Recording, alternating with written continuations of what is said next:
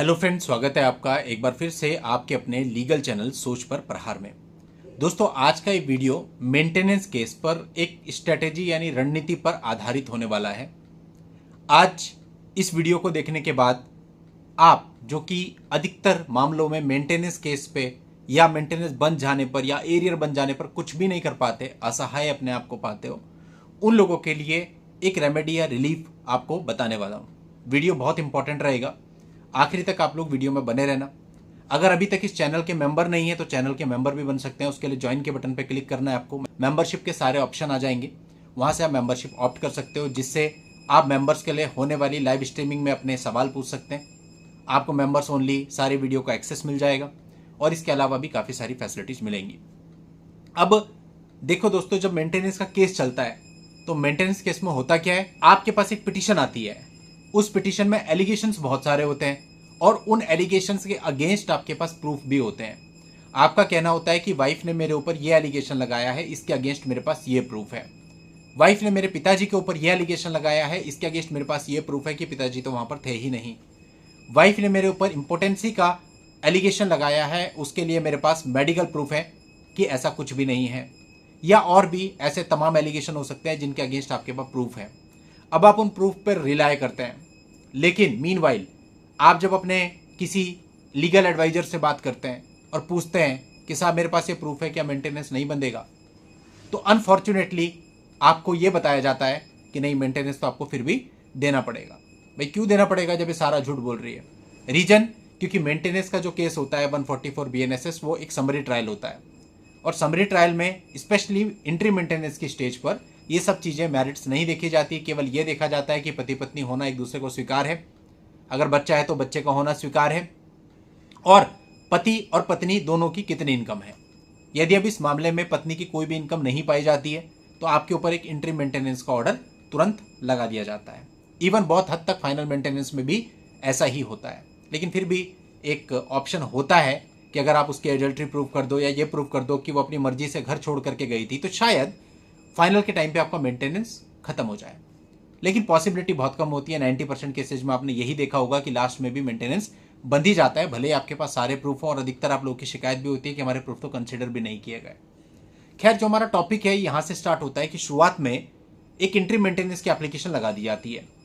अब पत्नी काम नहीं करती है, या आप कहते हैं साहब मेरे पास उसके काम करने का कोई प्रूफ नहीं है, मेरे को जानकारी नहीं है वो काम करती है या नहीं करती, लेकिन आप गवर्नमेंट सर्वेंट है या किसी अच्छी रेप्यूटेड कंपनी में काम करते हैं या आपका अपना बिजनेस है, मीन्स आपकी इनकम का रिकॉर्ड पुख्ता है, आपकी पत्नी को भी कुछ मामलों में पता है, आपको कुछ ना कुछ दिखाना ही पड़ेगा। इवन अगर आप नहीं भी दिखाते हैं तब भी कोर्ट एजम्पशन बेसिस पे आपके ऊपर कोई ना कोई मेंटेनेंस लगा ही देता है। अब अगर ऊपर वाले की दया से आपकी सैलरी बहुत अच्छी है, मान लेते हैं आपकी 1.5 लाख रुपए महीना सैलरी है।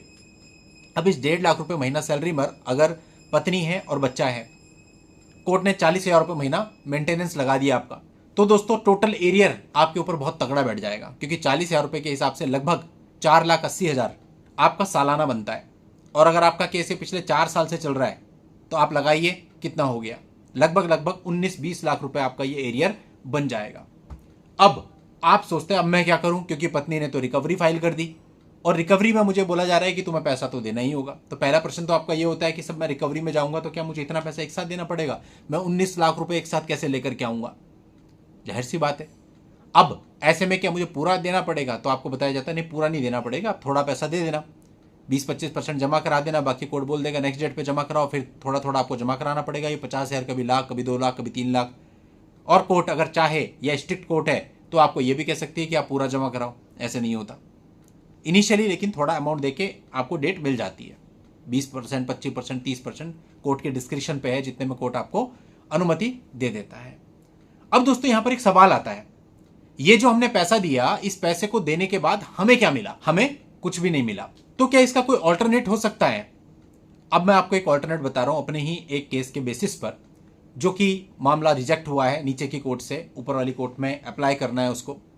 देखिए, अगर आपके ऊपर 19 लाख का एरियर है तो बेटर है कि इसको आप ऊपर वाली कोर्ट में चैलेंज करें, क्योंकि देखो मैक्सिमम केसेज में ये होता है, आपका जो कंसर्न होता है कि साहब मेरे फैक्ट्स तो इग्नोर कर दिए गए, मैंने अपनी सारी लायबिलिटी बताई थी, वो तो कहीं मेंशन ही नहीं करी, जबकि आपका जो एफिडेविट है उसमें सारी लायबिलिटी भी लिखी है, सारी चीजें लिखी है, पत्नी के बारे में भी आपने बहुत सारे फैक्ट्स बताए थे, वो भी कंसिडर नहीं हुए। तो ये सारी चीजें होती हैं अधिकतर केसेज में। अब अगर हम इसको ऊपर की कोर्ट में चैलेंज करते हैं और साथ में एक स्टे की एप्लीकेशन लगाते हैं तो कभी भी आपको एकदम से स्टे नहीं मिलेगा पूरे ऑर्डर पे। ऊपर वाली कोर्ट आपको ये कहेगी कि आप कुछ पैसा जमा कराइए, फिर हम ऑर्डर पर स्टे देंगे। अब आप वहां पैसा जमा कराते हैं तो कोर्ट कह सकती है भाई आप 30% जमा कराइए, 40 कराइए। आप थोड़ा रिक्वेस्ट भी कर सकते हैं कोर्ट से, तो कोर्ट ये भी कह सकती है कि ठीक है आप 25% जमा कराइए, हम आपको स्टे दे देते हैं। अब आपने 25% वहां जमा कराया, आपको स्टे मिल गया। स्टे मिल गया मतलब वो ऑर्डर थम गया आपका। अब आगे के लिए आपके ऊपर प्रेशर नहीं आएगा पैसे देने का। आप अपील में चलोगे या रिवीजन में चलोगे, जो भी आपने फाइल करी, हो सकता है उसके फाइनल डिस्पोजल पर आपको कुछ राहत भी मिल जाए। अब कंपेयर करें, यही 25% पैसा जब आप नीचे की कोर्ट में एग्जीक्यूशन में देते तो आपको उसके बदले कुछ भी नहीं मिलना था, लेकिन यही 25% पैसा अगर आपने ऊपर वाली कोर्ट में दिया तो उसके बदले में आपको स्टे मिला। यानी कि ऊपर वाली कोर्ट में आपको कुछ मिला भी है, रिलीफ अगर आपने कुछ दिया है तो बेटर क्या है? बेटर यही है कि ऊपर वाली कोर्ट में जाएं। एक तो आपको स्टे के चांसेस हो जाएंगे कुछ पैसे जमा कराने पर, और सेकंड अगर मेरिट पर आपको रिलीफ मिल गया आगे तो वो सोने पर सुहागा हो जाएगा। तो थोड़ा सा दिमाग लगाना है। अगर ज्यादा एरियर है और आप नीचे की कोर्ट में जा रहे हैं एग्जीक्यूशन में, तो आज नहीं तो कल आपको वो पूरा पैसा देना ही पड़ेगा विदाउट एनी रिलीफ। उसमें आपको रिलीफ कुछ नहीं मिलना है, बस आपके ऊपर एक लोन है जो आपको उतारना है। तो इस पूरे वृतांत से आप अच्छे से समझ सकते हैं आपके लिए बेटर क्या रहेगा। दोस्तों, आप हमारे वीडियोज को और नई नई रील्स को हमारे इंस्टाग्राम हैंडल और हमारे फेसबुक पेज पर भी फॉलो कर सकते हैं। आज की इस वीडियो में इतना ही। नेक्स्ट वीडियो में नई जानकारी के साथ मैं आपसे फिर मिलता हूं। तब तक के लिए goodbye and thank you for watching. Take care.